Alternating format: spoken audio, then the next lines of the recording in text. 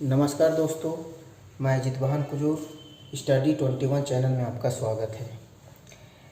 पिछले क्लास में ग्रामीण समाज में उपनिवेशवाद की स्थापना के बारे में हम लोग चर्चा कर चुके थे और आज हम लोग इसी टॉपिक में, जैसे ग्रामीण समाज में उपनिवेशवाद से ग्रामीण समाज में क्या क्या प्रभाव पड़ता है और क्या क्या प्रभाव पड़ा, उसके बारे में हम लोग जानने की कोशिश करेंगे। मेरे इस चैनल में 12 क्लास के लिए नोट्स अवेलेबल करने की कोशिश की गई है, क्योंकि लॉकडाउन के कारण स्कूल कॉलेज बंद है और यहाँ सिर्फ लेक्चर ही हो रहा है ऑनलाइन क्लास में। तो हम लेक्चर भी दिए हैं और आपको नोट्स प्रोवाइड करने की भी कोशिश किए हैं। एग्ज़ाम के हिसाब से अगर देखा जाए तो ये बहुत इम्पोर्टेंट है, इसलिए थोड़ा सा ध्यान देंगे। बहुत सिंपल है, इसमें और सारे वीडियो भी डाले गए हैं। सारे वीडियो का नोटिफिकेशन के लिए इस चैनल को सब्सक्राइब, शेयर, लाइक करें और बेल आइकन को ज़रूर दबाएं।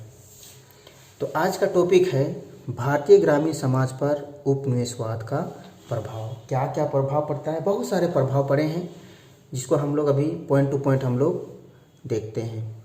पहला पॉइंट है लघु उद्योग एवं कारीगरों की स्थिति दयनीय है। कहने का मतलब यही है कि भारतीय ग्रामीण समाज पर उपनिवेशवाद का सबसे बुरा प्रभाव लघु उद्योग और कुटीर उद्योग में काम करने वाले जो कारीगर थे उस पर सबसे ज़्यादा खराब स्थिति पड़ता है, क्योंकि भारतीयों के जो छोटे छोटे उद्योग धंधे थे, साथ में कपड़े उद्योग, दस्तकार, सारा चीज़ को बंद कर दिया जाता है। क्योंकि उस समय ब्रिटेन जैसे देश अपने देश में औद्योगिक क्रांति की शुरुआत कर चुकी थी और अपने देश में औद्योगिक क्रांति से जितने भी वस्तु तैयार होते थे उसको भारतीय बाज़ार में वे बेचते थे और तभी बिकता उनका वस्तु जब भारत के उद्योग धंधे को बंद कर दिया गया। इसलिए उन्होंने भारतीयों के जो भी उद्योग धंधे थे उसको पहले बंद कर दिए, ताकि अपने वस्तुओं को भारतीय बाज़ार में बेच सके। और ऐसा में भारतीयों के जो भी लघु उद्योग, कुटीर उद्योग के जो कारीगर थे उनकी स्थिति बिल्कुल खराब हो जाती है, क्योंकि उनके पास और कोई काम नहीं बचा। वे बिल्कुल बेरोजगार हो जाते हैं और उनका स्थिति खराब हो जाता है। दूसरा पॉइंट हम लोग देखते हैं किसानों की निर्धनता। ठीक है, भारत में अंग्रेजों के आने से पहले किसान बड़े बड़े जमींदारों की दया पर निर्भर करते थे, क्योंकि पहले भी जो जमींदार थे वे किसानों को खेती योग्य ज़मीन देते थे। जिसके पास ज़मीन नहीं होती थी तो वैसे किसानों को पहले वाले ज़मींदार लोग ज़मीन देते थे अपना जीवन यापन करने के लिए। लेकिन अंग्रेज़ों के आने के बाद जो भी भारतीय किसानों को यहाँ के भारतीय किसानों को बहुत सारे कठिनाइयों का सामना करना पड़ता है, क्योंकि अंग्रेज़ों के आने के बाद यहाँ पे ज़मींदार जो भी बने वे किसानों पर कभी भी दया दृष्टि नहीं दिखाए और वे अपना मनचाहा कर वसूल करने लगे, क्योंकि वे अंग्रेज़ों के कठपुतले बन गए और अंग्रेज़ों के कहे अनुसार उन्होंने कर वसूल करना शुरू कर दिए। और कर नहीं मिलने पर उन्होंने किसानों को उनकी ज़मीन से जब्त कर दिया जाता था, ज़मीन से बहिष्कार कर दिया जाता था। और वे किसान जिसके पास जब ज़मीन ही नहीं होगी और वे कर देते देते गरीब हो जाएंगे, तो वैसे किसान की स्थिति बहुत ख़राब हो जाती थी और वे गरीब होते जा रहे थे। तीसरा पॉइंट है कृषि की हानि।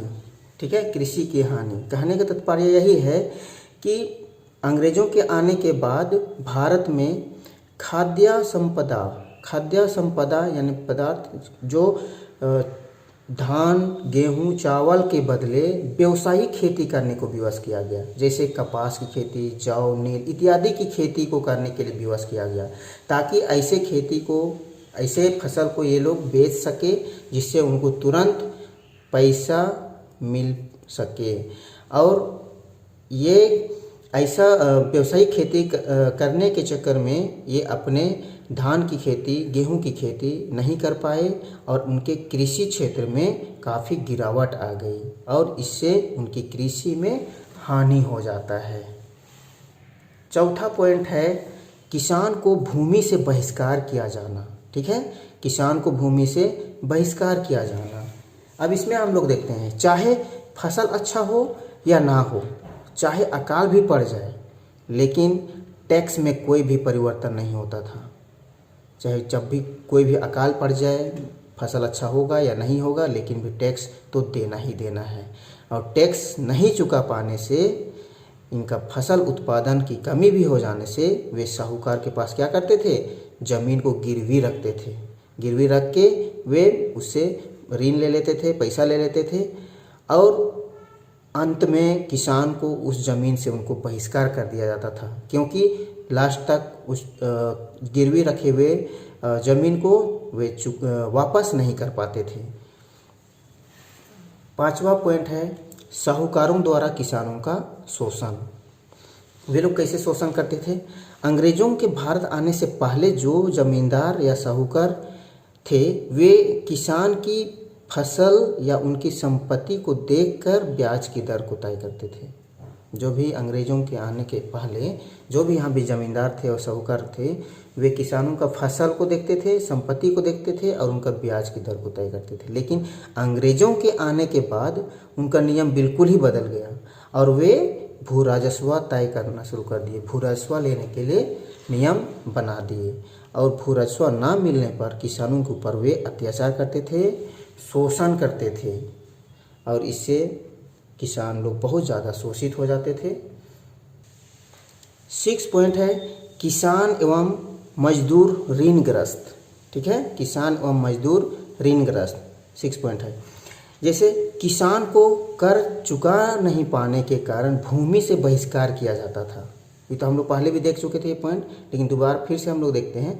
और फसल अगर अच्छा नहीं हो रहा है, और जब किसान साहूकार के पास जब ऋण लेने के लिए चल गए, तो एक बार ऋण लेने के बाद वे हमेशा उसके पास ऋण के जाल में फंस जाते थे। क्योंकि जिस तरह से किसान, उस समय के किसान अनपढ़ थे, पढ़े लिखे नहीं होते थे, जब वे किसान ऋण साहूकार के पास ऋण लेने के लिए जाते थे, जब वे अगर मान लिया 500 रुपया ऋण लिए, ऋण लेके जब वापस आए तो वे साहूकार लोग चुपचाप से उसमें 1 0 या 2 0 बढ़ा देते थे। और जिस दिन ये किसान उनके पास ऋण वापस देने के लिए जाते थे, तो पता चलता था कि बही खाता में 500 के बदले 5000 या 50,000 लिखा होता था। ऐसा में ये किसान ऋण वापस नहीं कर पाते थे और हमेशा के लिए ऋणग्रस्त हो जाते थे। 7वां पॉइंट है बंधुआ मजदूर। ठीक है, बंधुआ मजदूर। एक बार ऋणग्रस्त होने के बाद किसान अपने आप को जमींदार साहूकार से मुक्त नहीं कर पाते थे, क्योंकि उनका ज़मीन भी छीन लिया जाता था कि अपना ज़मीन में खेती करे और ऋण को वापस कर सके। अंत तक किसान साहूकारों और महाजनों के पास निःशुल्क मजदूरी करना पड़ता था किसानों को, क्योंकि अब जमींदार मजदूर के पास कुछ भी नहीं रहा, ज़मीन भी नहीं रहा, तो अपना ज़मीन में काम करके वो कहाँ से ऋण चुका पाएगा।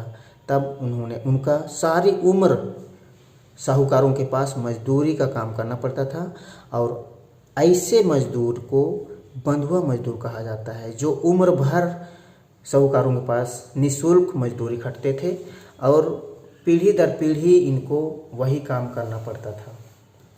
निष्कर्ष में हम लोग देखते हैं कि ऊपर में जितने भी कारण हमने पढ़ा, वो इतना सारा कारण से हम लोगों को यही पता चलता है कि भारत में ग्रामीण समाज में, भारतीय ग्रामीण समाज में उपनिवेश की स्थापना होने के बाद यहाँ बहुत ही ज़्यादा बुरा प्रभाव पड़ता है, क्योंकि भारतीय ग्रामीण समाज में सबसे ज़्यादा नुकसान और कठिनाइयों का सामना यहाँ के लोगों को करना पड़ता है। तो आज का टॉपिक हम लोग का समाप्त हो जाता है। Thank you.